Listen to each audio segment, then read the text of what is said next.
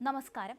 സ്വകാര്യ ആശുപത്രികളിലെ നഴ്സുമാരുടെ അടിസ്ഥാന ശമ്പളം 28,000 രൂപയാക്കാൻ സർക്കാർ തീരുമാനം.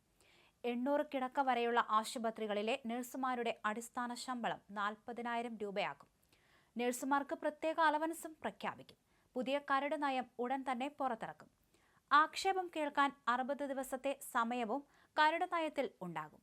നഴ്സുമാരുടെ സമരത്തെ തുടർന്നാണ് ഇത്തരത്തിൽ ശമ്പളം വർദ്ധിപ്പിക്കാനുള്ള തീരുമാനം. അതേസമയം 40,000 അടിസ്ഥാന ശമ്പളം വേണമെന്നതിൽ ഉറച്ച് UNA നാളെ കോഴിക്കോട് സംസ്ഥാന കൗൺസിൽ യോഗം ചേരും. തുടർ സമര പരിപാടി യോഗം ചർച്ച ചെയ്യും.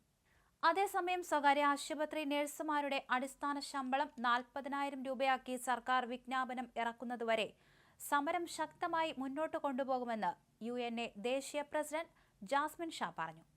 ഒരു ഭീഷണിയെയും വകവയ്ക്കില്ലെന്നും സംഘടനയിൽ കുത്തിത്തിരിപ്പുണ്ടാക്കാൻ ആരും നോക്കേണ്ടെന്നും അദ്ദേഹം മുന്നറിയിപ്പ് നൽകി.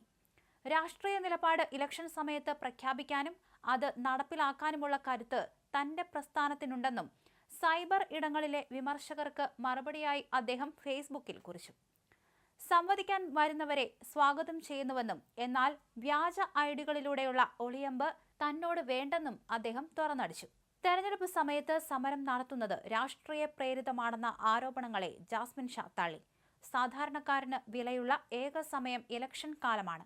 അത് തിരിച്ചറിഞ്ഞാണ് ആരോഗ്യ പ്രവർത്തകർ ഉചിതമായ സമയത്ത് തന്നെ പോരാട്ടത്തിനിറങ്ങിയത്. 2006 മുതൽ ഞങ്ങൾ നടത്തുന്ന സമരങ്ങൾ അതിജീവനത്തിന് വേണ്ടിയുള്ളതാണ്. സ്വകാര്യ ആശുപത്രികളുടെ പ്രവർത്തനം 75% സ്തംഭിച്ചിരിക്കുകയാണെന്നും ശമ്പളം നൽകാൻ ആശുപത്രികൾ തയ്യാറായിട്ടും സർക്കാർ വിജ്ഞാപനം ഇറക്കാത്തത് എന്തുകൊണ്ടാണെന്നും അദ്ദേഹം ചോദിച്ചു. കഴിഞ്ഞ 2 ദിവസത്തെ വരുമാനം കൊണ്ട് മാത്രം നഴ്സുമാർക്ക് മാന്യമായ ശമ്പളം നൽകാൻ മാനേജ്മെന്റുകൾക്ക് സാധിക്കുമെന്നും അദ്ദേഹം ചൂണ്ടിക്കാണിച്ചു. സംഘടനയുടെ പണം തട്ടിയെന്ന കേസുകളെക്കുറിച്ചുള്ള ചോദ്യങ്ങൾക്കും ജാസ്മിൻ ഷാ മറുപടി നൽകി. ക്രൈംബ്രാഞ്ച് അന്വേഷിച്ച കേസിൽ സാമ്പത്തിക ക്രമക്കേട് ആരോപിച്ചുള്ള വകുപ്പുകൾ കോടതി തള്ളിയതാണെന്ന് അദ്ദേഹം വിശദീകരിച്ചു. തന്റെ പേരിൽ 200ഓളം കേസുകൾ ഉണ്ടായിരുന്നത് ഇപ്പോൾ 10ൽ താഴെയായി കുറഞ്ഞുവെന്നും അതൊക്കെ ഒരു പ്രിവിലേജ് ആയിട്ടാണ് കാണുന്നതെന്നും അദ്ദേഹം പറഞ്ഞു. 30 കോടിയുടെ ആസ്തിയുണ്ടെന്ന പ്രചരണത്തോട് 0 വിട്ടുപോയതാകും. 3000 കോടിയെങ്കിലും കാണണം എന്ന് പരിഹാസരൂപേണയാണ് അദ്ദേഹം പ്രതികരിച്ചത്. അതേസമയം താൻ MLA സ്ഥാനാർത്ഥിയാകാൻ ആഗ്രഹിക്കുന്നുവെന്ന പ്രചരണം മണ്ടത്തരമാണെന്ന് അദ്ദേഹം പറഞ്ഞു. എല്ലാ പാർട്ടികളും സീറ്റ് വാഗ്ദാനം ചെയ്തിട്ടുണ്ടെങ്കിലും തൽക്കാലം മത്സരരംഗത്തേക്കില്ലെന്നും സംഘടനയെ ശക്തിപ്പെടുത്തുകയാണ് ലക്ഷ്യമെന്നും അദ്ദേഹം പറഞ്ഞു. മറുനാടൻ മലയാളി എഡിറ്റർ ഷാജൻ സ്കറിയെ സംഘടനയുടെ വേദികളിൽ കയറ്റുന്നതിനെക്കുറിച്ചുള്ള വിമർശനത്തിന് പ്രതിസന്ധി ഘട്ടങ്ങളിൽ കൂടെ നിന്നവരെ തള്ളിപ്പറയുന്ന സ്വഭാവം UNAയ്ക്കില്ല. ഇതായിരുന്നു അദ്ദേഹത്തിന്റെ മറുപടി.